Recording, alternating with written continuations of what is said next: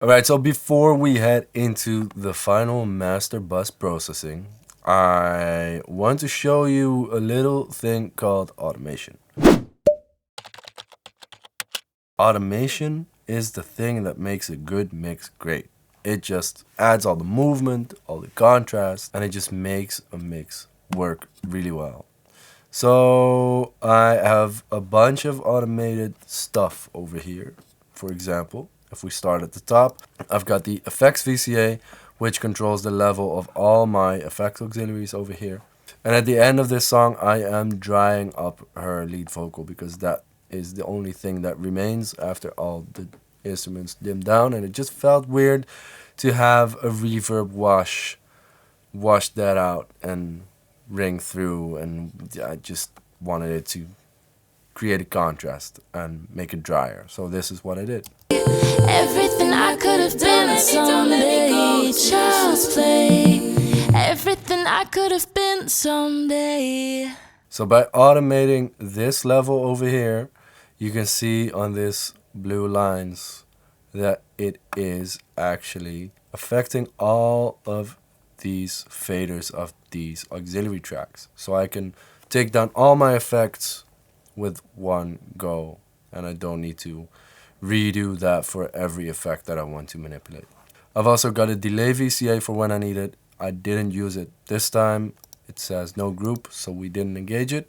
But usually I also do delay VCA. So when you need to do a full stop somewhere, it's really annoying when the delays just keep on going. So everything stops and you've got da da da da. You don't want that. But you also don't want to take down your parallel vocal or maybe your short vocal reverb that you've got, or your slap delay that you've got. You just really want to control only the delays because they're just annoying. So you can take that down with your delay VCA. VCAs are great. Once you adapt VCAs to your workflow, you're gonna mix twice as fast. Then of course I'm automating the pan man over here, but I've shown you that already on that bass. That's it for the bass. And then I did the automation on the toms. So I'm panning the toms to where they need to be. And then we are getting into the big chunks of contrast creating, especially on the bridge, because I felt that the bridge on its own was just staying in the same kind of energy. And I really wanted it to go down there, go down in energy, become darker, become quieter and smaller, and then build up from there into that third hook. Because that third hook needs to hit hard.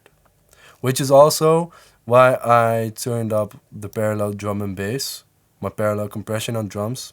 I turned that up 2 dB on the third hook. So we are building up to that climax of that third hook. And as you will see while I go through all of this automation, there's a lot of automation in that part to make that third hook bang even harder, to create that contrast in that bridge and make it build up and really make that third hook the climax of the song. So that looks like this. Child's play.